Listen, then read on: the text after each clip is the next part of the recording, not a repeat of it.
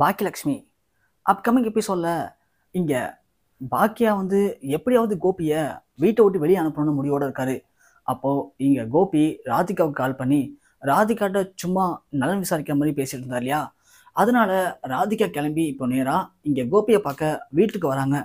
வந்தவங்க சும்மா இல்லாமல் நாளைக்கு மயோவுக்கு பிறந்தநாள், நீங்கள் வந்து தான் ஆகணும் கோபி அப்படின்னு இங்கே ராதிகா சொல்ல, அதை கேட்ட கோபி ஓ அப்படி ராதிகா சரி நான் வந்துடுறேன் அப்படின்னு சொல்கிறாரு. ஆனால் அதுக்குள்ளே நம்ம இனியா சொல்கிறாங்க, டேடி நாளைக்கு என்னுடைய காம்படிஷன் இருக்குது தெரியுமில்ல உங்களுக்கு, எல்லாரும் வருவாங்க டேடி, நீங்கள் கண்டிப்பாக அங்கே இருக்கணும் அப்படின்னு இங்கே இனியா சொன்ன உடனே நம்ம கோபி அட ஆமாம் ராதிகா நாளைக்கு இனியாவுக்கு காம்படிஷன் இருக்குது, அதனால நாளைக்கு வாய்ப்பு இல்லை ராதிகா, நீ தப்பாக நினச்சிக்காத, நீ மயோட்ட சொல்லு, நீ நினச்ச மாதிரியே நீங்கள் என்ஜாய் பண்ணுங்கள், ஆனால் நான் கொஞ்சம் இதெல்லாம் முடிச்சுட்டு வரேன் அப்படின்னு இங்கே கோபி சொல்லவும் ராதிகா செம்ம டென்ஷன் ஆகிடுறாங்க. எதுவுமே பேசாமல் வீட்டுக்கும் போயிடுறாங்க. போன ராதிகா இனிமேல் நம்ம இங்கே இருக்கிறது வேஸ்ட்டு, நாம் இந்த வீட்டை விட்டு காலி பண்ணி போயிடலாம், கோபி இனிமேல் இங்கே வரமாட்டார், நல்லாவே புரிஞ்சு போச்சு அப்படின்னு இங்கே ராதிகா முடிவு பண்ணுறாங்க. அதனால் ராதிகா சும்மா இல்லாமல் ஹவுஸ் ஓனர் கால் பண்ணி நாங்கள் வீட்டை காலி பண்ணிக்கிறோம் அப்படின்னு சொல்லிடுறாங்க. உடனே அந்த ஹவுஸ் ஓனரும் கோபிக்கு கால் பண்ணுறாரு. என்ன சார் என்ன நினச்சிட்ருக்கீங்க, நான் உங்கள்கிட்ட என்ன சொன்னேன், வீட்டை கொடுக்கும்போது இந்த வீட்டை காலி பண்ணுறதுக்கு முன்னாடி 2 மாதத்துக்கு முன்னாடி நீங்கள் எனக்கு இன்ஃபார்ம் பண்ணணும்னு சொன்னால, அப்போ தான் நான் வேறு யாருக்காவது வாடகை கொடுக்க முடியும் வீட்டை, நீங்கள் பாட்டுக்கு என்னமோ இஷ்டத்துக்கு வீட்டை காலி பண்ணிக்கன்னு சொன்னால் நான் என்ன சார் பண்ண முடியும் அப்படின்னு இங்கே ஹவுஸ் ஓனர் கேட்டதும் கோபி ஷாக் ஆகிறாரு. என்ன சார் சொல்கிறீங்க, நாங்கள் எப்போ சொன்னோம் அப்படின்னு கேட்க அவர் உடனே சொல்கிறாரு, இதுமாதிரி உங்கள் மிஸ்ஸஸ் ராதிகா தான் கால் பண்ணாங்க, கால் பண்ணி வீட்டை காலி பண்ணுன்னு சொல்கிறாங்க. என்ன சார் நீங்கள் இப்போது 2 நாளில் காலி பண்ணுற மாதிரி இருந்துச்சு அப்படின்னா எனக்கு 2 மாதம் வாடகை கொடுத்தாகணும், வேறு வழியே இல்லை அப்படின்னு இங்கே கோபிகிட்ட சொல்கிறாங்க. உடனே கோபியும் என்ன பண்ணுன்னு தெரில, சரிங்க சார் நான் பேசுகிறேன் அப்படின்னு சொல்லிட்டு ஃபோனை வச்சுறாங்க. வச்சுனே ராதிகாட்ட கால் பண்ணி பேசுகிறாங்க. ராதிகா உடனே சொல்கிறாங்க, என்ன கோபி என்ன நினச்சிட்ருக்கீங்க, நான் எதுக்கு அங்கே வரணும் அப்படின்னு கேட்குறாங்க. ராதிகா நீ முதல்ல இங்கே வா, நான் உன்கிட்ட பேசணும் அப்படின்னு கோபி சொல்கிறாரு. கோபி சொன்ன உடனே ராதிகாவும் வீட்டு வராங்க. வந்தது இங்கே இனியா செம்ம டென்ஷனாக வராங்க. எதுக்கு திரும்ப இங்கே வந்தாங்க, இப்போது நாம தான் சொல்லிட்டோம்ல டேடி இங்கே தான் இருப்பார் அப்படின்னு சொல்லிட்டு, அப்புறம் என்னம்மா இவங்களுக்கு இப்போது என்ன பிரச்சனை உங்களுக்கு அப்படிங்கிற மாதிரி இங்கே இனியா செம்ம டென்ஷனாக பார்த்துட்ருக்காங்க. ராதிகா வந்தோடனே கோபி கேட்குறாரு, என்னாச்சு ராதிகா உனக்கு, ஏன் இப்போ நீ கால் பண்ணி ஹவுஸ் ஓனர்கிட்ட சொன்ன வீட்டை கால் பண்ணிக்க போன்னு சொல்லிட்டு, என்னாச்சு உனக்கு அப்படின்னு கேட்க, என்ன கோபி என்ன விளையாடுறீங்களா, நீங்கள் இங்கேருந்து வர மாதிரி தெரியல, நான் மட்டும் அங்கேருந்து என்ன பண்ண சொல்கிறீங்க, அதுதான் நான் வீட்டை காலி பண்ணிக்கலாம் முடிவு பண்ணுறேன் கோபி, நீங்கள் உங்கள் அம்மா பாக்கியா முக்கியம்னு நீங்கள் இங்கே இருந்துட்டு போங்க, எனக்கு அதை பற்றி பிரச்சனையே இல்லை, நானும் மயோவும் இங்கேருந்து கிளம்பிடுறோம் அப்படின்னு ராதிகா சொன்னதும் இங்கே உடனே ஈஸ்வரி சொல்கிறாங்க, ஏய் ராதிகா போகிறதுன்னு முடிவாச்சுல, நீ படி கிளம்பி போயேன், அது ஏன்டி வந்து ஏன் பிள்ளைகிட்ட சொல்லிட்டு இருக்க அப்படின்னு இங்கே ஈஸ்வரி கேட்க, ராதிகா ஒன்று இங்கே பாருங்கத்த, நான் ஒன்றும் கூப்பிடல, உங்கள் பிள்ளை தான் எனக்கு ஃபோன் அடித்து வர சொன்னார், அவர் தான் கேட்டுட்ருக்காரு, நீங்கள் அவர்கிட்ட பேசிக்கோங்க அப்படின்னு சொல்ல, இனியா ஒன்று பார்த்தீங்களா பாட்டி இப்படி தான் பாட்டி தேவையில்லாமல் நமக்குள்ள குழப்பத்தை உண்டு பண்ணிகிட்டே இருக்காங்க இவங்க அப்படின்னு சொல்ல, இதை பாக்கியா பார்த்துறாங்க. இனியா இங்கே பாரு உனக்கு என்ன பிரச்சனை இப்போது, நீ அமைதியாரு அப்படின்னு சொல்கிறாங்க.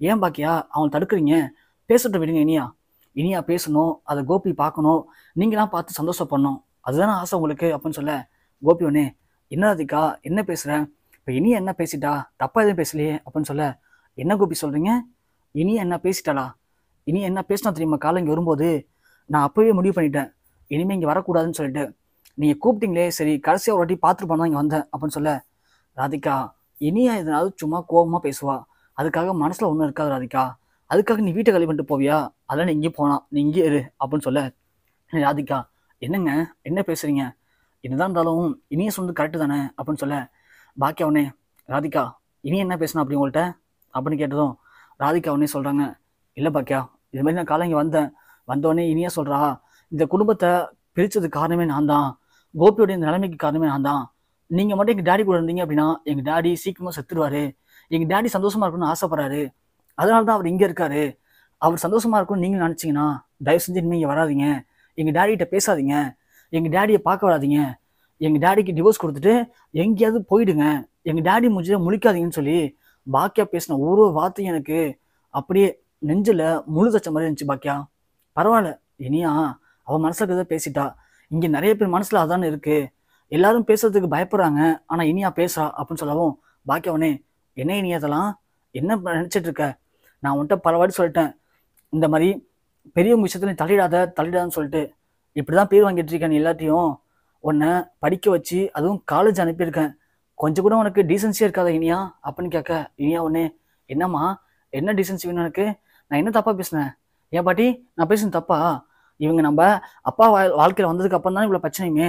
இவங்க மட்டும் டேடி லைஃப்பில் வராமல் இருந்தால் டேடி நம்ம கூட சந்தோஷமாக இருந்திருப்பார்ல பாட்டி அப்படின்னு சொல்ல, கடுதான் இனியாம்மா. ராதிகா, நீ உனக்கு ஒரு வாட்டி சொன்னால் புரியாதா? நீ வந்து கோபி லைஃப்பில் வந்ததுக்கு அப்புறம் தான் இவ்வளோ பிரச்சனையுமே காரணம்.